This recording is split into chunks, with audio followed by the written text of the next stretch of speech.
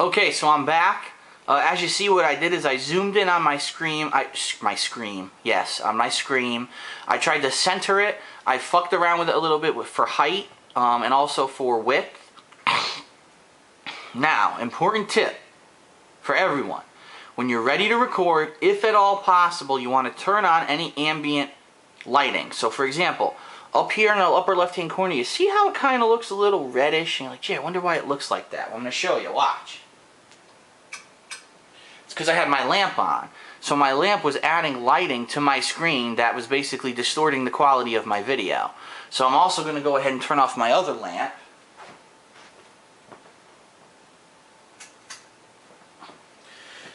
So this is pretty much the ideal setting for making a video. You're in a dark room. You have a camera that's able to be on some kind of a tripod or some kind of an adjustment that it aims straight forward.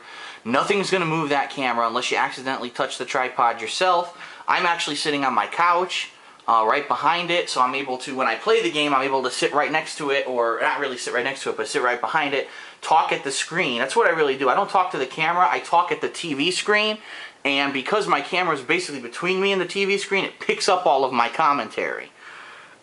Oh, excuse me. Now, a lot of people say, Phil, why are you going through all this trouble? Why, you look what you just did. You bought a camera, you bought a tripod, you fucked around with it, you adjusted it 100 times. Why don't you just do direct feed? And I've addressed this 1,000 times before, but I'm going to officially put it now in a video series that people can look it up and get the answer. The answer is this. Because it's a hell of a lot easier for me to just sit here and give my live reactions to what's going on the screen than it is to do direct feed, to do some kind of a microphone feed, to somehow put those two things into a video editor later, to sync the audio with the video. I mean, it's such an amazing undertaking to do that. You don't even understand. Even if it was simple, it would take just as long as it took me to record the videos to encode them. Now think about that. A game like Mass Effect 2, it took me 36 hours to beat the game. Do you really think I want to spend 36 hours playing, 36 hours encoding, and then again have to upload the videos? You know how long it would take me? I'd be behind the 8 ball. I'd be 2 games behind every new release. So there's no way I could do that. And in addition to that, I really feel that the reason that people like my videos is not only because it's, high quality video, because it's good gameplay of games that they want to see, but it's my honest reactions to a new game. And a lot of people say, all right, I don't have a lot of money, okay, I'm not 28 years old like Phil. I don't have a full-time job. I don't have enough money to buy my own place. I could buy one game this quarter or whatever, and I want to decide what game is the best game this quarter. Well, what people do is they watch my videos, they hear my honest reactions to the games as I play them live, and they say, wow, he really enjoyed that game, or wow, that game had some boring parts, or wow, maybe I don't like the gameplay that much, but the story was really good, I'm still going to buy that game, or vice versa. Maybe people see that I'm frustrated with the game, but they like what they see, they'll still go buy the game. A lot of people, and I can't tell you how many people have contacted me and said, Phil, thank you so much, because either number one, there was a game that was a real stinker, but no one was really talking about the game, so I didn't know that, and I would have went out and bought it and wasted my money on it. But on the flip side, just as many people have said, Phil, thank you so much, because there was a game that I didn't hear much about it. I watched you play it, and I heard your live commentary, and now I think the game's great, and I'm going to go out and buy it, and I did buy it because of you.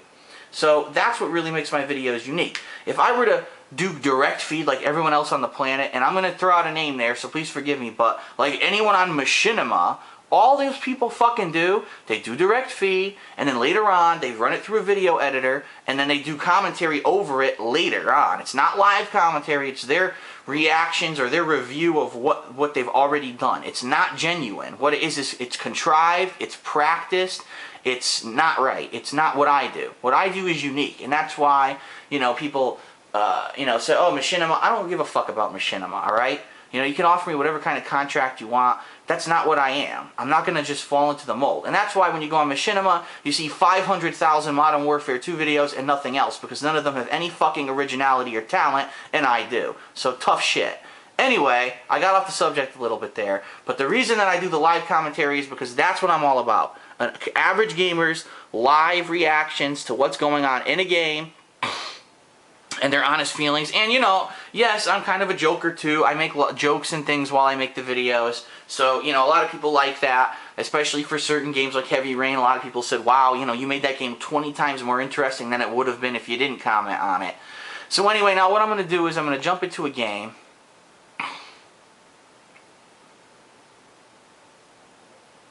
It's probably going to take forever to load because it's Heavy Rain. But what you're going to see is there's different adjustments and things you can do once you're actually in a game to make it look better on your screen.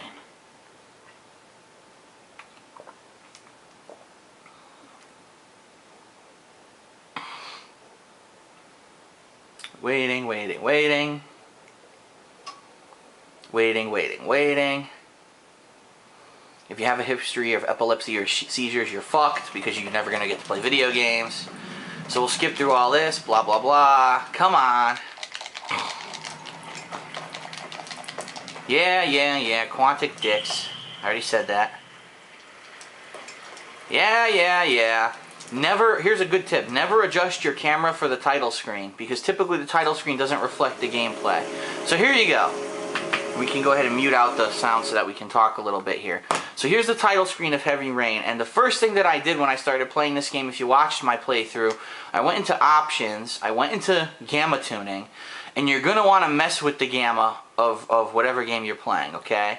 It all depends. Now some games you're going to find for some reason, like if it's a game that's a lot in the dark, like one of these FPS games where you're in like a dark area like Doom or something like that, Doom 3, those games are very, very dark all the time, and so they usually give you a gamma option to really pump up the gamma, especially if you have a TV that doesn't adjust very well. Some games don't give you many gamma options at all, which I think is bullshit, but what can you do? Typically what I do is I go into a menu, and right now, let me give you an example. It says, please adjust the brightness slider until the origami is barely visible. Well, let me put it to you this way. On my screen, alright, my TV, the origami is barely visible right now. I can barely see it. Now, on the camera here, it is slightly barely visible. But the problem is, this camera is assuming that you're in real life. This isn't a digital screen. It thinks that this is like you're looking down a real wet alley. So what it's going to do is, when you get to brighter scenes, it's not going to adjust properly. When you get to darker scenes, it's not going to adjust properly. What you need to do is to up the brightness to a level where you can pretty much see everything almost all the time. So for me, if I were going to play this game, I'd probably start at about this level right here. And because as you can see now, everything's visible on the screen. Sure, there are some washed out areas. You're never really going to get around that. But for the most part, I've done this in every game that I've done in 2010. I've upped the brightness or the gamma like I just did, and I've had some success. Now also, don't forget that whatever TV that you have, you're going to have brightness adjustments. So here's my menu on my TV.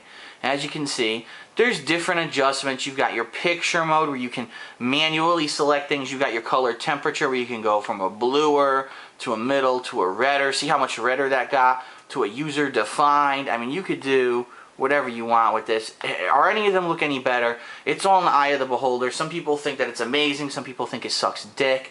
Other TVs are going to have these ridiculous like adjustment features like XD. I don't even know what the hell XD is. I screwed with it for like a year and I still don't know what it is. Different black levels, different TVs might allow you to adjust your black level. So you see my TV actually gives you two levels, high or low.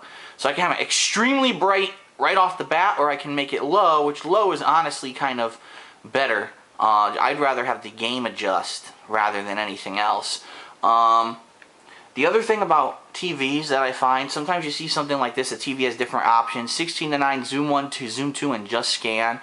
Look what it does to your picture, like 16:9, right? Just scan seems to be a little bit different. Now, I'm not kidding, take a look. Here's just scan, here's 16:9. 16:9 seems to be zooming in a little bit more than just scan. All in all, every game's different, and I found this for a fact. Whatever game you're playing, some games use just scan right, and like this, they'll actually give you a little bit more screen to work with. Other games don't work properly, and you'll end up with a border. Yes, I've played games that were supposed to be widescreen, and I had a black border at the top and the bottom when I put it on just scan, or the aspect ratio was wrong. So like the people would look way too tall or way too wide, because these games still don't have a standard that they use. If you can believe it, here we are 2010, they still don't know how to make a standard. So for the most part, I usually play games in 16:9, even though just scan sometimes can be a little bit better. In this case, what I'm seeing is it looks like 16:9 actually stretches the screen a little bit, and just scan looks like it's perfectly centered.